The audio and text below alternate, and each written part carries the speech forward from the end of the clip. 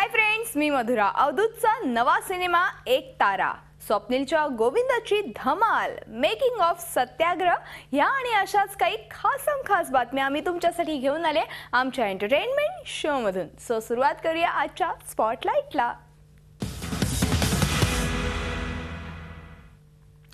झेंडा, मोरया आणि जय महाराष्ट्र ढाबा भटिंडा या सिनेमांनंतर अवधूत गुप्ते आता एक तारा हा नवा सिनेमा घेऊन प्रेक्षकांच्या भेटीला येतोय. संतोष जुवेकर आणि तेजस्विनी पंडितची प्रमुख भूमिका असलेल्या या सिनेमात अवधूतने एका नव्या वाद्याचा प्रयोग केलाय.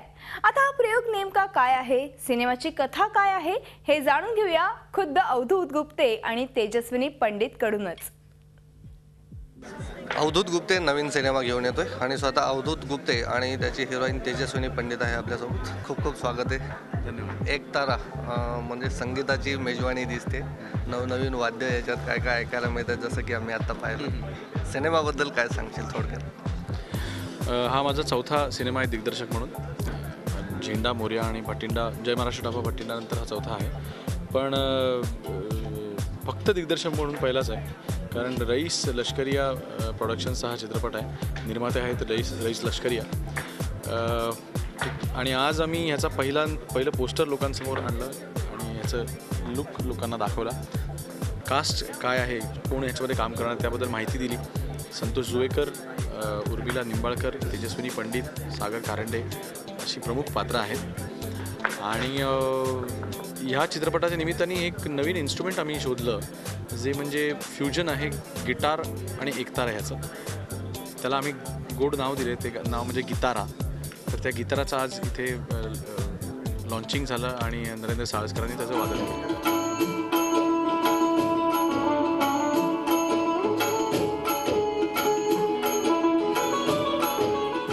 सिनेमा म्हटलं की म्हणजे झेंडा असेल, मोरया असेल, भटिंडा असेल, प्रेक्षकांना खूप उत्सुकता असते की विषय नेमका काय असणार. तर एक तारा जे आहे, नावातनं शीर्षकातनं फारसं काही कळत नाही, पण थोडंसं प्रेक्षकांना उत्सुकता नक्की. नाही, वेळोवेळी आम्ही जसजसं चित्रपट पुढे जाईल त्याप्रमाणे लोकांना माहिती देणारच आहोत. सध्या एवढंच सांगायला खूप आवडतं की एका गायकाची कथा आहे आणि म्युझिकल फिल्म आहे. मी भटिंडाच्या वेळेला मी म्युझिक केलं नव्हतं, ह्यावेळेला मी म्युझिक करतो आहे. जवळपास 12 ते 14 गाणी असतील आणि ही सगळी गाणीच चित्रपटाला पुढे नेतील. मूळ गायकाची भूमिका संतोष जुवेकर करतो. नवीन हिरोईन्स पाहायला मिळतात सिनेमामध्ये. त्यावेळेस काय तेजस्विनीचा नंबर दिसतोय. नवीन हिरोईन पण आहे. नवीन हिरोईन पण आहे. अवधूत दादा सांगायचं नाही, ती नाही सांग ना. ती उर्मिला निंबाळकर म्हणून आहे, ती नवीनच आहे तशी. आणि तेजस्विनी सुद्धा माझ्यासाठी नवीनच. राईट. डेफिनेटली ह्याच्यापेक्षा म्हणजे मी आणि अवधूत सर आम्ही पूर्वी भेटलेलो आहोत, पण पहिल्यांदा त्याच्यासोबत काम करायला मिळतं आहे. गायक म्हणून तो मला आधी आवडतच होता, संगीतकार म्हणून त्याची मी फॅनच आहे, पण एक दिग्दर्शक म्हणून सुद्धा आता फॅन झालेली आहे. कारण मला खरंच एवढं एक्सपेक्टेड नव्हतं, कारण त्याचं काम आधी दिग्दर्शक म्हणून कधी बघितलेलं नव्हतं. त्यामुळे ऑन सेट्स मी म्हणते, त्याचे सगळे पिक्चर तर मी बघितलेलेच आहेत, पण ऑन सेट्स तो कसा वागतो किंवा तो कसा समजावून सांगतो, तर it is a treat. You should really, म्हणजे मला असं वाटतं की प्रत्येक कलाकारांनी अवधूत सरांबरोबर काम करावं, असा तो एक दिग्दर्शक आहे. आणि we are, the whole team is in love with him. So and we are proud to be a part of Ek तारा.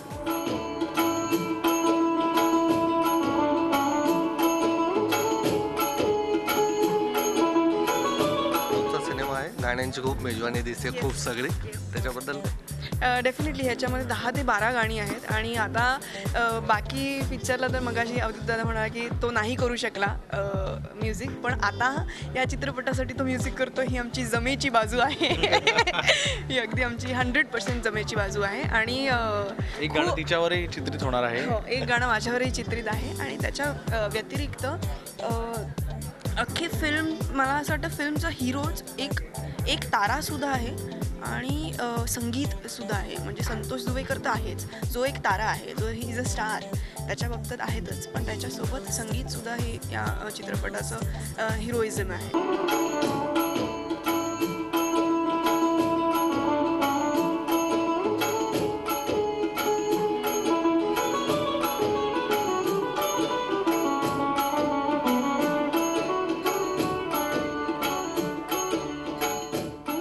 संगीत दिग्दर्शक म्हणून एक हे जे आहे गितारा, याची कल्पना नेमकी कुठे सुचली की आपण या सिनेमात काहीतरी करावं असं?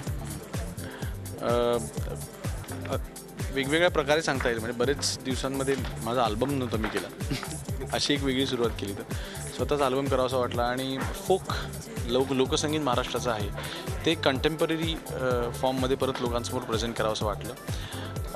ते करत असताना जो साऊंड नवीन हवा, तर त्यासाठी महाराष्ट्रातलं लोकसंगीत आणि कंटेम्पररी म्युझिक, बाकी वर्ल्ड म्युझिक याचा सांगड घालायची असेल तर सगळ्यात महत्त्वाची गोष्ट म्हणजे वाद्य. आणि ते वाद्य म्हणजे सगळ्यात प्राचीन जे वाद्य आहे आपल्याकडचं ते म्हणजे एकतारा. आणि त्याला एक नवीन रूप देऊन गिटारच्या पद्धतीने ते जर का वाजवलं गेलं तर काहीतरी वेगळं साऊंड निर्माण होईल का असा प्रश्न पडला आणि त्याचं उत्तर हे खूप गोड मिळालं. आणि त्यामुळे अख्ख्या चित्रपटाच्या संगीतालाच एक वेगळा साऊंड मिळालेला आहे आता, आणि तो आमच्या गिटाराने दिलेला आहे.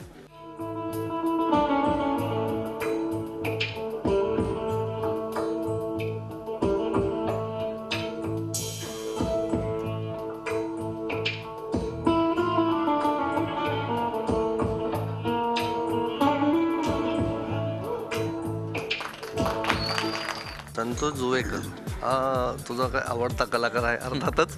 त्याच्यासाठी काही स्पेशल रोलच असतो सिनेमात? खरं सांगायचं तर संतोषची माझी मैत्री झेंडाच्या आधीपासूनची आहे. आणि आमच्या दोघांची जोडगोळी म्हणजे दोन्ही चित्रपट जे आम्ही एकत्र केले, झेंडा आणि मोरया, दोन्ही सुपर डुपर हिट झाले. त्यामुळे तो कायम पहिला चॉईस असतो. आणि खरी गोष्ट सांगायची तर मैत्री असल्यामुळे कुठे इगो नाही आहे किंवा प्रेशर येत नाही. आणि मला खूप प्रेशर घ्यायची सवय आहे इतर कलाकारांबरोबर सुद्धा. आणि ज्या कलाकारांबरोबर काम करताना मला असं वाटतं की ह्याला हे कसं सांगू, हिला हे कसं सांगू, असं वाटलं की मला मग ते नको वाटतं. संतोषबरोबर तसं काही होत नाही. त्यामुळे मला त्याच्यावर काम करायला मजा येते की बाबा कुठे मी त्याला ओरडू शकतो की तू हे कर, ते करू नको, ते जमत नाही आहे, सोडून देतो.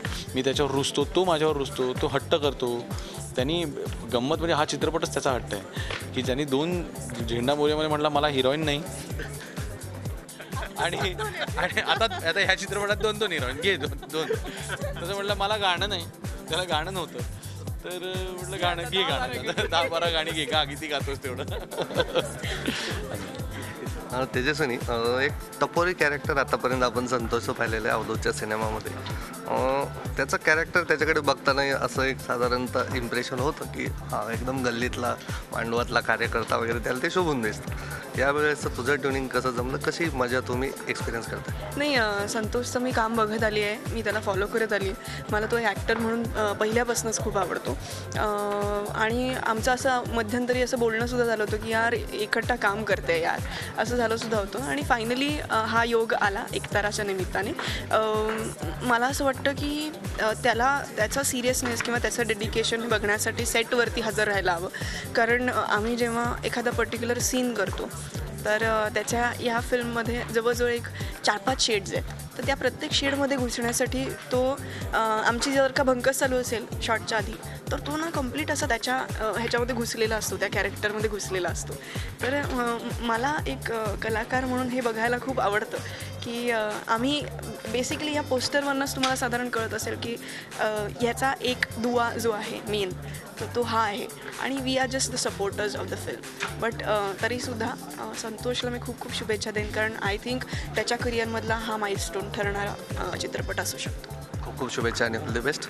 तर अवधूत गुप्तेचा पुन्हा एकदा एक तारा, एक सांगीतिक मेजवानी देणारा असा हा सिनेमा तुमच्या भेटीला येतो आहे. मात्र त्यासाठी थोडासा तुम्हाला वाट बघावी लागणार आहे, थोडासा वेट करावे लागणार आहे. व्हिडिओ जर्नलिस्ट अरिंदमचा Prashant Naspure, Zee media, Mumbai. Zee 24 तास, एक पाऊल पुढे.